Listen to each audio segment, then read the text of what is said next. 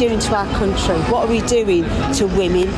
Even up until yesterday, I still had a pang of guilt, but I know that God has forgiven me. Actually, I'm one of 70% of women in the UK who would like to see our current abortion limit lowered. I think it's being kind of like pressed on women that without abortion we can't do anything, or we can't live normal lives and be successful.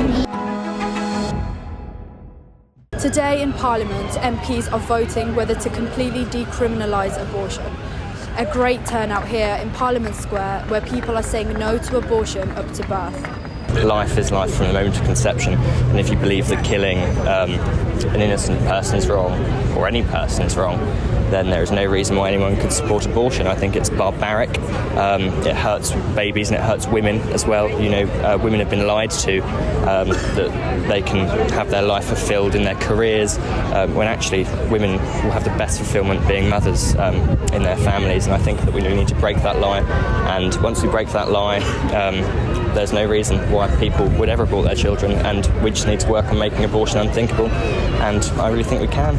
This is my third child, and I think every time I've had a pregnancy, it has made me more sad, and it has made me sort of angrier that we have such a culture of fear around pregnancy. Like, I really do understand that women really lots of women don't feel like they have a choice, or they feel like their circumstances are such that they cannot have this child, and so their option is abortion.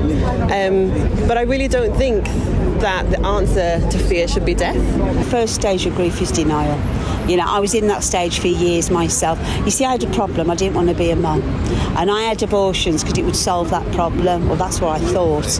And when I had my abortion, that's when there's like two groups of women. They sort of split. Women that immediately realise what they've done and recognise, oh my gosh, what have I done? Then there's another group that are just relieved that their problem has gone away.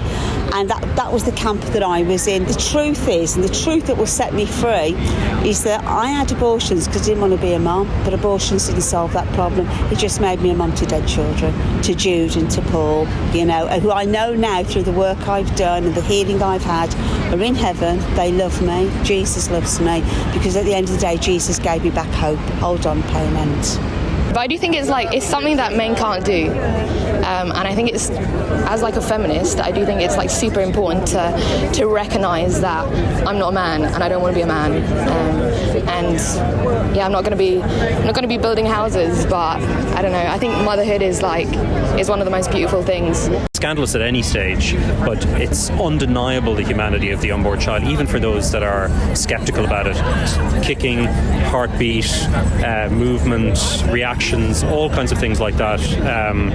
From very early on in the pregnancy, but at birth, up to birth, it's outrageous, really. Very personal reason why I'm here. I believe everything that my dear sister here has said, but I used abortion as a form of birth control as a teenager and a young woman. I was very wild, and my life was very hedonistic, and I really didn't give it very much thought. It was very easy, it was very accessible, and yet in later life I did become a Christian in my 30s, and it never left me what I'd actually done. And God is so amazingly gracious. I know I'm forgiven, I know I'm restored to peace about what I did, but I just would like women to realise the gravity of the decision of taking a life.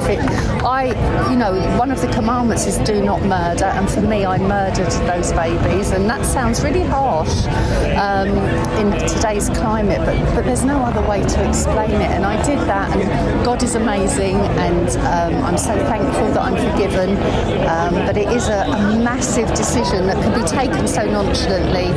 I too have had abortions. I'm not, this is many, many years ago in the 80s, and I thought to myself when I was doing it, those things, I can carry on. It's not going to affect me going out partying. But the consequences are, it might not at that particular moment, but that stays with you. And and I had terminations over 30 years ago, and I know that even up until yesterday I still had a pang of guilt, but I know that God has forgiven me. So you might walk around thinking, oh, you know, when you're young and in your 20s and 30s, but your life is longer than that by God's grace, that you could live up until 80. That will not go away, and the consequences we make now, the things we do now, there are consequences. People don't realise that the man is very often grieving as well. We just heard from Rachel McKenzie, and she's like, you know, fathers as well, they're grieving, they're hurt, they feel the guilt of it, they recognise that they were a father and this child, and they might think how old it would be now and this kind of thing. Yes, I think they are forgotten in this tragedy of abortions, yeah. With this rhetoric that you've used, my body, my choice, actually since I was introduced in the 70s, what we've seen is a culture of men saying your body, your choice, your issue, I'm out of here, and abandoning women to a problem that was always meant to be shared, a lifestyle, a responsibility always meant to be shared. So I don't think abortion culture has supported women at all, and that really inspires me to be here, to demand better for everybody who has a pregnancy. One day I'm going to be standing in front of God and he's going to ask me, was I in the battle? Was I standing up for the most defenceless? And I've got to answer that. So I know I'm on the right side of history.